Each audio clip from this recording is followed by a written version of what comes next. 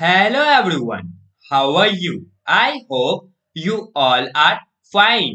आज हम लोग national institute of open schooling का secondary course social science book one का module one India and the world through the ages lesson six religious and social awakening in colonial India जो कि history का chapter है। आज हम लोग इसका बचा हुआ पार्ट कवर अप करने वाले हैं, तो चलिए शुरू करते हैं। Hello dear learners. Today we are going to cover up next topic which is Sir Syed Ahmad Khan. So let's start. Sir Syed Ahmad Khan believed that the religious and social life of the Muslims could be improved only by imbibing modern Western scientific knowledge and culture. His major concern was the removal of social and educational backwardness among the Muslims. He worked hard to raise the status of the Muslim women. He was against the Parda system, polygamy, easy divorce, and lack of education among the girls. Though he was opposed by the Orthodox Muslims, he made commendable efforts in promotes women's education. He tried to interpret the Quran in the light of reason and spoke out against fanaticism and ignorance. He also initiated social reforms for the upliftment of Muslim society. तो जो sir Syed Ahmad Khan थे वो किस चीज में विश्वास रखते थे? धर्म और अपने सामाजिक जीवन में जो मुस्लिम्स के लिए और भी ज्यादा इम्प्रूव किया जा सकता था। कैसे? तो इसे जो भी मॉडर्न वेस्टर्न साइंटिफिक नॉलेज है उस कल्चर को अपना के उसे एब्जॉर्ब करके और अपने कल्चर से उसे मिक्स करके उनका जो प्रमुख जो चिंता था वो किसके बारे में था? तो सोशल और जो एजुकेशनल बैकवर्डनेस था मुस्लिम्स के बीच में उसको वो हटाना चाहते थे। वो चाहते थे कि जो मुस्लिम्स है वो सामाजिक तौर पे आगे उनकी शिक्षा हो और उन्होंने ज़्यादा अपना जो हार्ड वर्क किया है वो मुस्लिम वुमेन्स के स्टेटस को हाई करने के लिए किया है। वो पर्दा सिस्टम के विरोधी थे, उनका विरोध करते थे और जो पॉलीगैमी एक प्रैक्टिस है उसको भी मतलब उसके भी विरोध में थे। पॉलीगैमी क्या है? तो एक वाइफ होने के बाद भी जो लोग हैं वो दूसरी और तीसरी शादियां करते थे। फिर मुस्लिम्स में इजी डाइवोर्स हो जाता था तो उसके भी वो विरोध में थे और सबसे ज्यादा तो जो लड़कियां हैं उनके पास शिक्षा की कमी थी तो वो चाहते थे कि लड़कियां भी शिक्षित हो। इस वजह से बहुत सारे ऐसे कट्टरपंथी मुस्लिम्स आए जो उनका विरोध किए, लेकिन उन्होंने बहुत ज्यादा सराहनीय मेहनत किए हैं औरत के शिक्षा को प्रमोट करने के लिए। उन्होंने कुरान को इंटरप्रेट किया और उसके बारे में फिर बताया कि कैसे हम लोग जो चीजें नहीं भी लिखी है उस चीज को अंधविश्वास के रूप में फॉलो कर रहे हैं।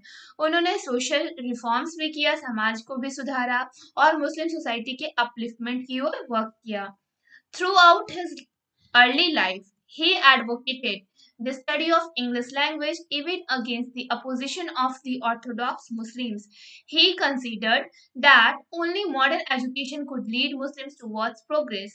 He established an English school in Ghazipur, present-day Uttar Pradesh, in 1864.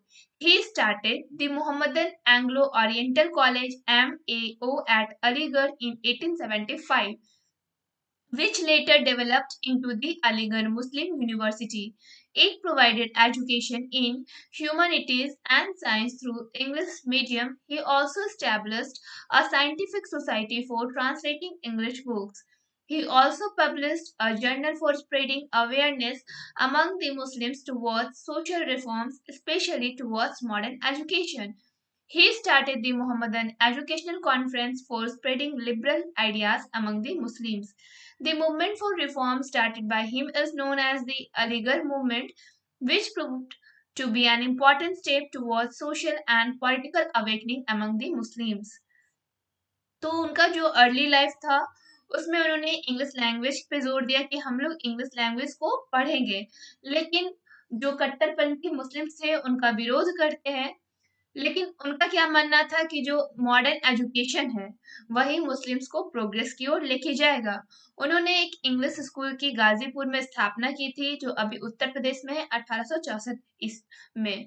उन्होंने Mohammedan Anglo oriental college MAO का अलीगढ़ में स्थापना करवाया था 1875 में। और बाद में ये जो कॉलेज है वो क्या बन गया, अलीगढ़ मुस्लिम यूनिवर्सिटी। इसमें मानवता के मूल्यों की शिक्षा दी जाती है, साइंस पढ़ाया जाता है इंग्लिश मीडियम के थ्रू। और उन्होंने एक साइंटिफिक सोसाइटी की भी स्थापना की जिसमें जो इंग्लिश बुक को ट्रांसलेट किया जाता था।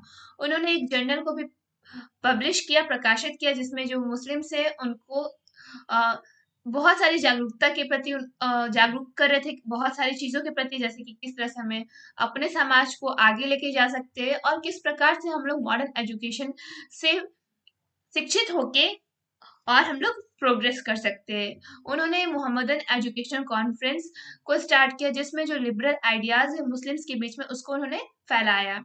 ये जो मूवमेंट था समाज सुधारक वाला, इसे अलीगढ़ मूवमेंट के नाम से जाना गया, जो कि एक बहुत ज्यादा महत्वपूर्ण स्टेप था सोशल और पॉलिटिकल अवेकनिंग का मुस्लिम्स के बीच में। लोग जो मुस्लिम्स थे वो सामाजिक तौर पे और राजनीतिक तौर पे जागरूक हुए अलीगढ़ मूवमेंट के कारण। The next one is Jyotirao Govindrao Phule. Jyotirao Govindrao Phule from Maharashtra worked to attain equal rights for peasants and the lower caste. He and his wife Savitri Bai Phule are most known for their efforts to educate women and the lower caste as well as the masses. He first educated his wife, after which both of them opened a school for girls in India. In August 1848, took up the cause of women and started a girls' school in Pune in 1851. He is also remembered for his efforts towards promoting widow remarriage. In September 1873, Jyoti Rao, along with his followers, formed the Satya Sodhak Samaj, Society of Seekers of Truth, with the main objective of liberating the lower caste and protecting them from exploitation and atrocities. He was popularly known as Jyotiba.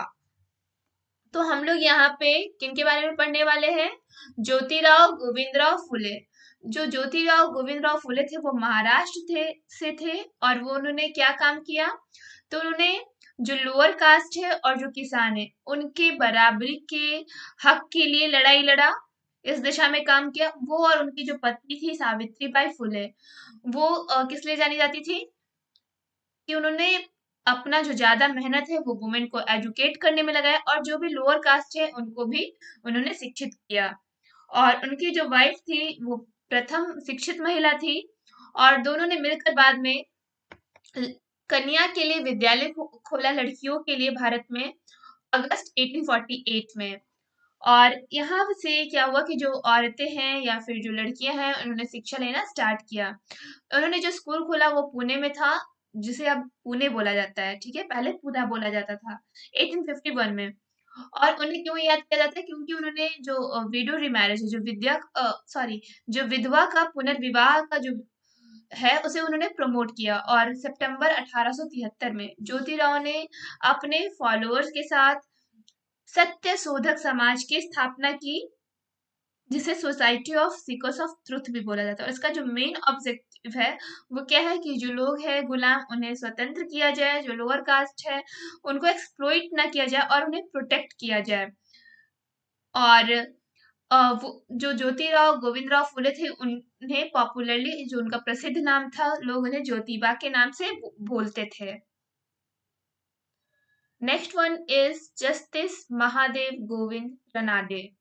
Justice Mahadev Govind Ranade established the Pune Sarvajanik Sabha and the Prarthana Samaj in 1867 in Bombay to bring about religious reforms. It sought to remove caste restrictions, abolish child marriage, the shaving of widows' heads, the heavy cost of marriages, and other social functions, encourage education of women, and promote widow remarriage. Like Brahmo Samaj, it advocated the worship of one god. It condemned idolatry and the domination of the priestly caste in religious matters. He introduced vernacular languages in the university curriculum, which made higher education accessible to Indians. He attempted to reform the rigid traditions in the society without destroying the social atmosphere of India's rich cultural heritage. He was also a founding member of the Indian National Congress. जा- जो justice Mahadev Govind Ranade हैं, उन्होंने पूना सार्वजनिक सभा का स्थापना किया था और प्रार्थना समाज का 1867 में बॉम्बे में, जिसकी वजह से धार्मिक सुधार किए गए। धर्म में बहुत सारी ऐसी गड़बड़ियां थी जिसे लोग आंख बंद करके फॉलो करते थे, उसे इन्होंने सुधारा। इन्होंने कास्ट रेस्ट्रिक्शन को पहले रिमूव किया, फिर जो चाइल्ड मैरिज है, जो बाल विवाह, उसको उन्होंने बैन करवाया। फिर जो विडोज है उन्हें इन्होंने शेव किया, और बहुत सारी ऐसी औरतें हैं जिनकी शादियां दहेज लेके होती थी, बहुत सारे उनके ऊपर हैवी कॉस्ट चढ़े जाते थे, उसको उन्होंने एबॉलिश किया। और भी बहुत सारे सोशल फंक्शंस किए, जैसे उन्होंने औरतों की शिक्षा को इनकरेज किया, और जो विधवा हैं उनके पुनर्विवाह के लिए भी उन्होंने इस चीज को प्रमोट किया। ब्राह्मो समाज के जैसा इन्होंने क्या बताया कि हम लोग को एक ही ईश्वर की पूजा करनी चाहिए। और उन्होंने जो भी मूर्ति पूजन है या फिर जो प्रिस्टली क्लास, जो पंडित लोग हैं, वो रिलीजियस मैटर्स पे जो भी चीजें बताते थे, उसे उन्होंने बोला कि हम लोग को मानना तो चाहिए, लेकिन अंधविश्वास की तरह बिना सोचे समझे किसी भी चीज को फॉलो नहीं करना चाहिए। उन्होंने क्षेत्रीय भाषा का यूनिवर्सिटी करिकुलम में परिचय करवाया, जिससे जितने भी भारतीय थे उनको लिए उस शिक्षा प्राप्त करना इजी हो गया था। और उन्होंने बहुत सारे ऐसे रिजिड ट्रेडिशंस थे, परंपरा सोसाइटी में हमारे, जिसको उन्होंने फिर से सुधारने का प्रयास किया बिना हमारे सोशल एटमॉस्फेयर को बिगाड़े हुए। जिसमें हमारे भारतीय सांस्कृतिक विरासत थी, उसे उन्होंने छेड़छाड़ नहीं किया। और वो एक फाउंडिंग मेंबर भी थे, एक सदस्य थे इंडियन नेशनल कांग्रेस के। Pandita Ramabai. In Maharashtra, Pandita Ramabai, a renowned social reformer, fought for the rights of women and spoke against the practice of child marriage. She promoted girls' education and started the Arya Mahila Samaj in 1881 in Pune to improve the condition of women, especially child widows. In 1889, she established the Mukti Mission in Pune, a refuge for young widows who had been deserted and abused by their families. She also started Sharda Sadan, which provided housing, education, vocational training, and medical services to widows, orphans, and the visually challenged. She also wrote many books showing the hard life of women, including child brides and child widows. The Pandita Ramabai Mukti Mission is still active today. तो हम लोग यहाँ पे पंडिता रमाबाई के बारे में पढ़ेंगे, जो कि महाराष्ट्र से थी।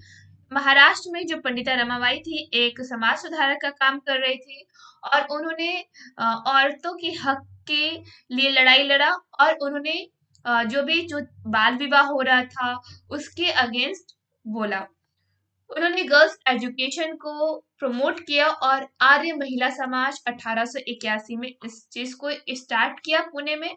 और उन्होंने जो भी वुमेन का कंडीशन था, स्पेशली जो बच्चे जो विधवा हो चुकी थी, उनके लिए काम किया। 1889 में उन्होंने मुक्ति मिशन को स्टैब्लिश किया, स्थापना किया पुणे में, जिसमें जो जवान विधवाएं थी उनको वहां पे रखा गया था शरणार्थी के रूप में। और उन्होंने ऐसी विधवा को अपने यहाँ रखा जो अपने परिवार से निकाल दी गई हो। और उन्होंने शारदा सदन का भी स्थापना किया, जिसमें हाउसिंग, एजुकेशन, वोकेशनल ट्रेनिंग और मेडिकल सर्विसेज विधवाओं को, अनाथ बच्चों को, और जो विजुअली चैलेंज थे उनको दिया जाता था, ये सारे ट्रेनिंग्स। और उन्होंने बहुत सारी ऐसी किताबें लिखी जिसमें औरतों के जीवन में जो भी कठिनाइयां आई उसको उन्होंने प्रकाशित किया। और मेनली उन्होंने जो छोटी सी जो बच्चियां शादी कर दी गई थी, छोटी दुल्हन, और जो छोटी उम्र में ही विधवा बन गए थे, उनके लाइफ के बारे में बताया। जो पंडिता रमाबाई का मुक्ति मिशन है वो आज भी हमारे देश में एक्टिव है, ये आज भी काम कर रहा है ये mission. Annie Besant. Annie Besant was a member of the Theosophical Society and came to India for the first time in 1893. This movement was led by Westerns who glorified Indian religious and philosophical traditions and encouraged vernacular languages and literary works to instill a sense of pride in Indian heritage and culture. It aroused political awakening and helped Indians recover their self-confidence and get a sense of pride in their own country. The society also preached the universal brotherhood of man. It made immense contribution towards the development of modern India. Annie Besant became the president of the Theosophical Society in 1907.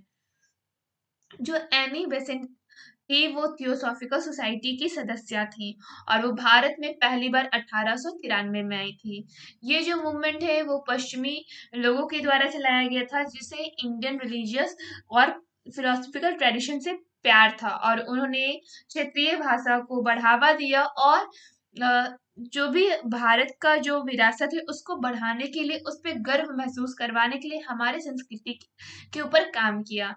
बहुत सारे लोगों में इससे राजनीतिक जागरूकता फैली और लोगों को हेल्प मिला। जो इंडियंस थे उन्हें अपने ऊपर सेल्फ कॉन्फिडेंस आया और उन्हें अपने देश पे गर्व हुआ और उन्हें अपने भारत देश का वासी होने पे भी गर्व हुआ। ये जो सोसाइटी था वो पूरे वर्ल्ड में पूरे यूनिवर्स में एक भाईचारा का संदेश देता था और इसमें एक बहुत बड़ा एक कंट्रीब्यूशन हुआ था क्या कि इन्होंने मॉडर्न इंडिया को डेवलप करने में हेल्प किया। और जो एनी बेसेंट थी वो पहली बार प्रेसिडेंट कब बनी थियोसॉफिकल सोसाइटी की 1907 में।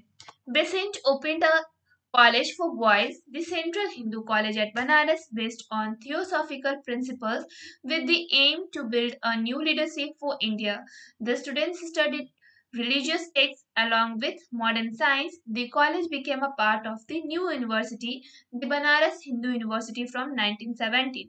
जो बेसेंट थी उन्होंने लड़कों के लिए कॉलेज खोला सेंट्रल हिंदू कॉलेज बनारस में जो कि थियोसॉफिकल प्रिंसिपल्स पे बेस्ड था और इसका लक्ष्य था कि जो इंडियंस है जो इंडिया है उसमें लीडरशिप की भावना है और वो उसमें लीडरशिप करने की एबिलिटी हो। जो स्टूडेंट्स है वहाँ पे वो धार्मिक चीजें पढ़ते थे साथ में मॉडर्न साइंस की भी वहाँ पे पढ़ाई करवाई जाती थी। अब जो कॉलेज है वो किसका पार्ट बन चुका है एक new university Banaras Hindu university का।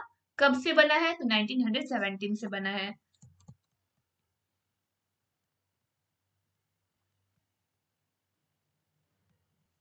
वेल चैप्टर अभी कंप्लीट नहीं हुआ है, नेक्स्ट वीडियो में नेक्स्ट टॉपिक कवर होगा। तब तक के लिए इस चैप्टर का इंटेक्स क्वेश्चन बनाने का प्रयास करें। That's all for today, thank you everyone.